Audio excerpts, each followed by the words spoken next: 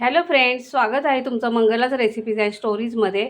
तर फ्रेंड्स, आता मी पापलेटचं सार बनवणार आहे. तर हे पहा, मासे तरी किती महाग झालेत काय सांगू तुम्हाला. तर हे पहा, हे 400 रुपये जोडी मला पापलेट मिळालेली आहे. हे पहा, आहे एकदम फ्रेश, पण 400 रुपये काय. आता खायचंच म्हटल्यानंतर आता काय कुठे पैशाचा हिशोब करत बसता, आणि शेवटी आपण करतो कशासाठी, पोटासाठीच नाही का. तर यामध्ये मी हळद, थोडंसं चवीपुरतं मीठ आणि थोडंसं लाल तिखट घातलेलं आहे. माझ्या निशाने, माझ्या मैत्रिणीने दिलेलं आहे मला. ते अलिबागहून ती आली होती तेव्हा मला दिलेलं आहे. तर ते थोडंसं अगदी पाव चमचा मी ते लाल तिखट घातलेलं आहे. आणि हे पहा, हे 3-4 कोकम आहेत, ते मी त्यामध्ये घालणार आहे. तर ते कोकम पण आपण माशांना नेहमी कोकम घालायचं, म्हणजे उग्रपणा कमी होतो त्या माशांचा. अशा प्रकारे कोकम घालायचं त्याच्यामध्ये. कोकम घाला किंवा लिंबू, पण मोस्ट ऑफ कोकमच बरं पडतं, छान वाटतं कोकम. हे बघा, असं त्याला चोळून घ्यायचं त्या माशांना. कोकम, हळद, मीठ, कोकम आणि लाल तिखट.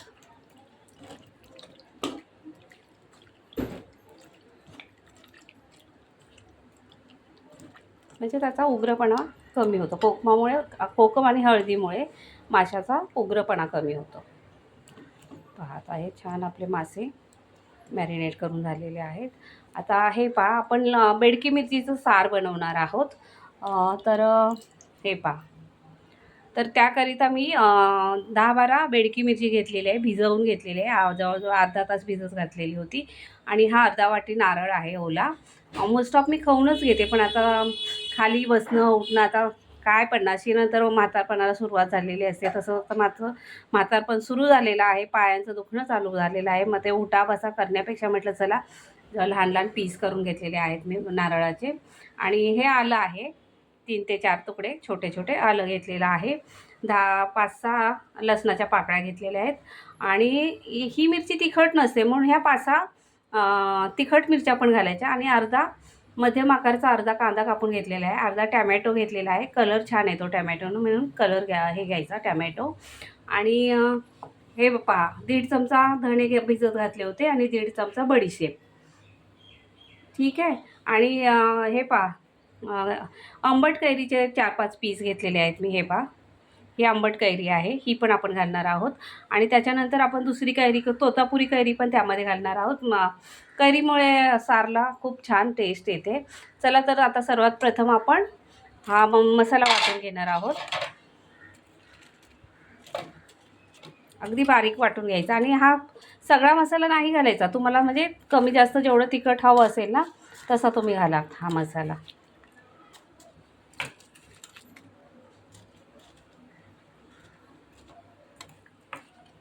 खूप छान होतो मित्रमैत्रिणींना. अगदी तुम्ही म्हणाल, अरे बापरे, अगदी हॉटेलात जायची देखील गरज नाही, इतका छान सार होतो आपल्या घरी, मग कशाला हॉटेलात जा.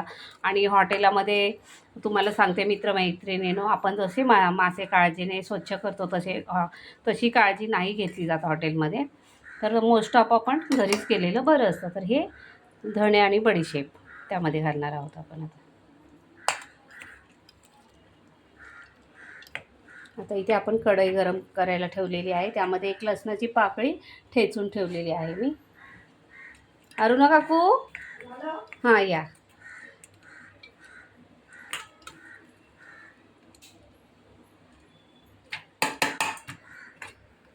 हे ना मला छान बारीक वाटून द्या मस्तपैकी. पाणी टाकून थोडंसं पाणी घाला. आता यामध्ये मी घालते तेल.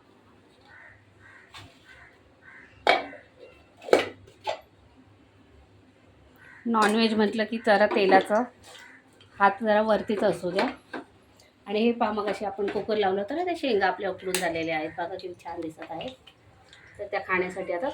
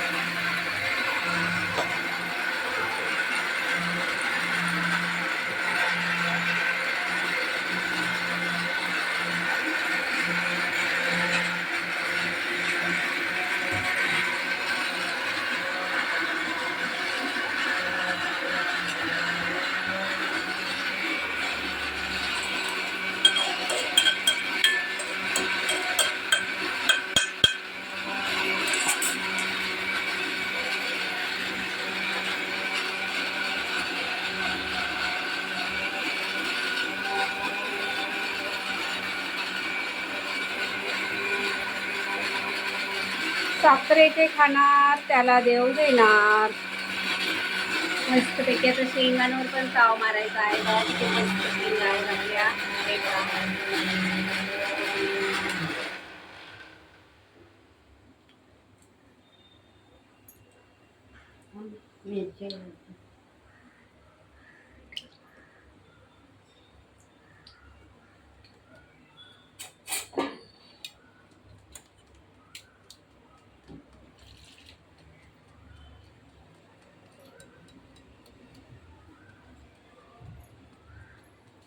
जीवनात ही घडी अशीच राहू दे.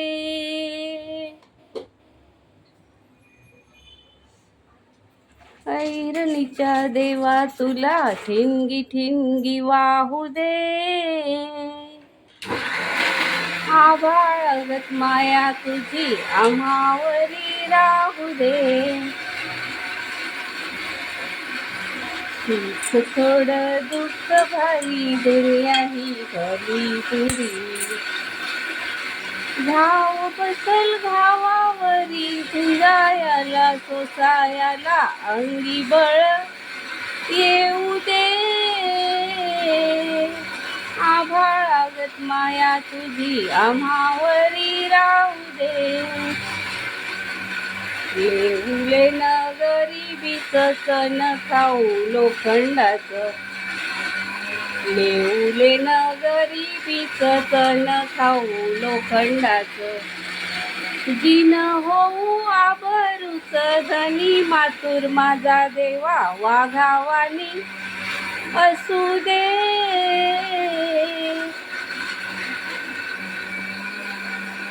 ऐरणीच्या देवा तुला ठिणगी ठिणगी वाहू दे. फिटे अंधाराचे जाळे. अशा प्रकारे आपला मसाला कसा छान वाटून झालेला आहे पहा मित्रमैत्रिणींनो. आता आपण त्यामध्ये मसाला घालणार आहोत. आणि प्लीज जरा आरू नका काकू, गॅस पेटवा ना जरा. मस्त आपला मच्छीचा सार बनणार आहे. थँक्यू. तर मस्त आपण फोडणी देणार आहोत.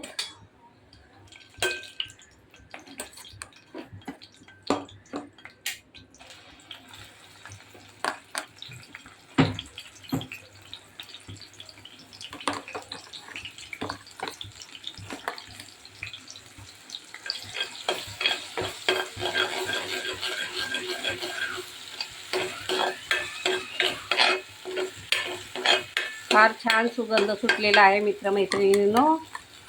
तुम्ही पहा करून आता मच्छीचं सार खूप सुंदर लागतं खायला. भाताबरोबर खा, चपातीबरोबर खा, भाकरीसोबत खा, कसंही खा, खूप छान लागतं ते.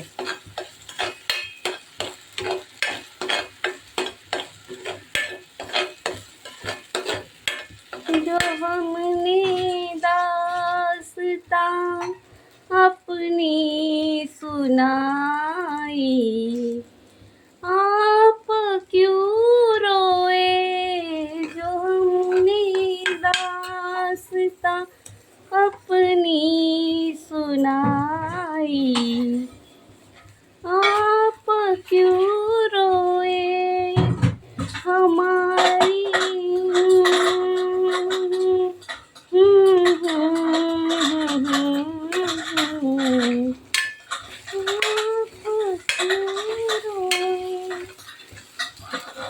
हमारा दर्द गम है, इसे क्यों आप सहते हैं. अजी रूठ कर अब कहाँ जाएगा, जहाँ जाए. आता त्यामध्ये आपण कोकमही घालणार आहोत आंबटपणा येण्याकरिता. तसं मी माशांना पण कोकम लावलेलं होतं, पण फोडणीमध्ये पण कोकम घालायचं, खूप छान लागतं आंबट आंबट सार.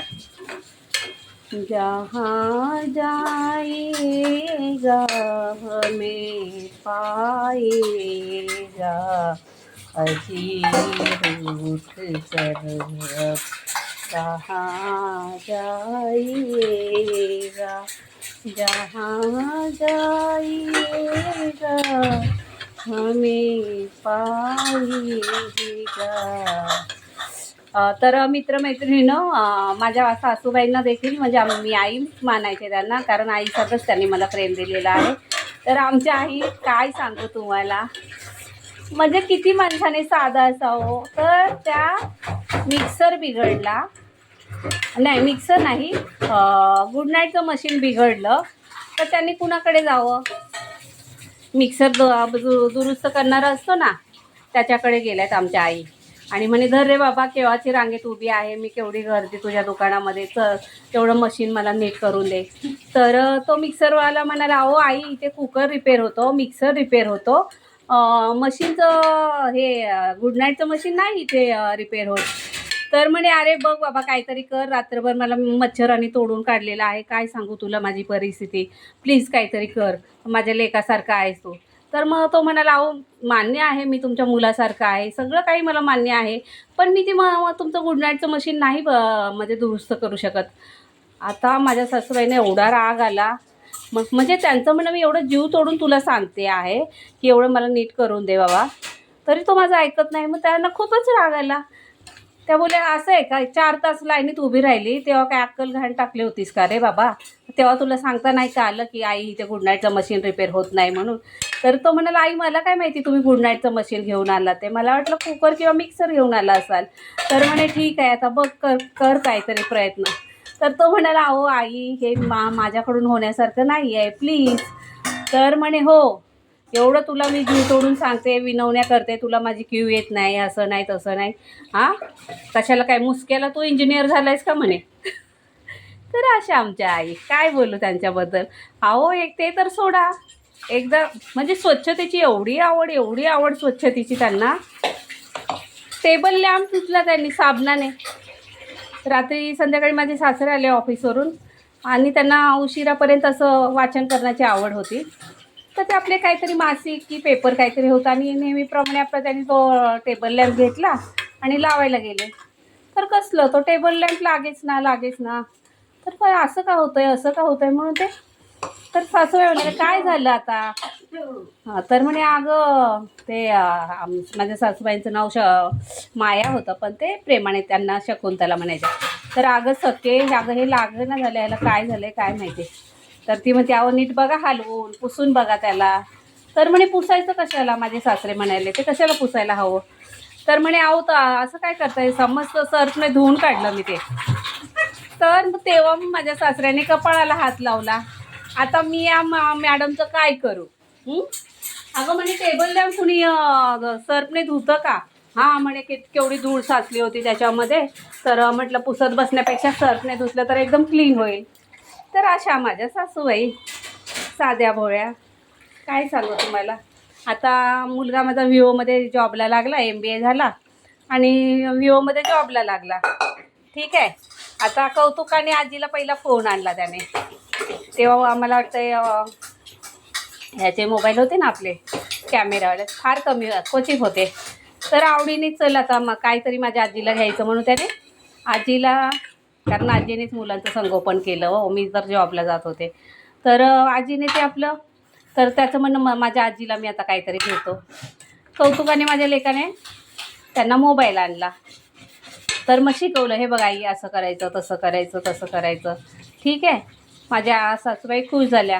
जेवढ्या पण मैत्रिणी यायच्या तेवढ्याने माझ्या अनुनं मला मोबाईल घेतला, माझ्या अनिकेतने मला मोबाईल घेतला.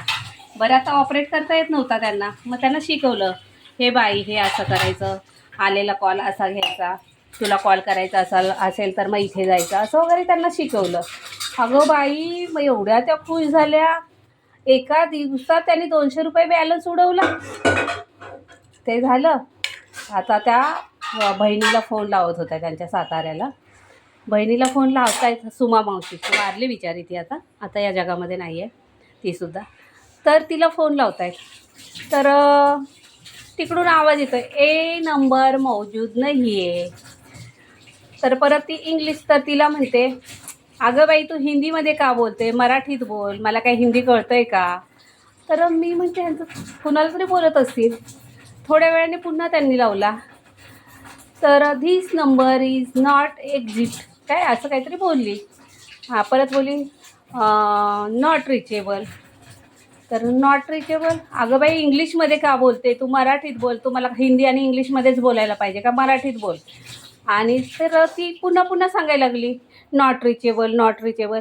तर माझी सासू म्हणते अगं फुकणे, तुला किती वेळा सांगू, हां मराठीत बोल मराठीत बोल, तरी इंग्लिशमध्येच बोलते. मग मी गेले, म्हटलं कोणतरी मैत्रीण आली की कुणाला बोलतायत ह्या. म्हटलं आई कुणाला बोलताय हो तुम्ही. तर म्हणे ही बघ ना, ही फोनमधली बाई सारखी मला इंग्लिश आणि हिंदीमध्येच बोलते. तर आमच्या अशा सासूबाई, काय सांगू त्यांच्याबद्दल मी तुम्हाला असं. तर अशा प्रकारे आपला असा सार कसा सुंदर दिसत आहे बघा. आता त्याला 3-4 उकळ्या आल्या की झाला आपला सार तयार.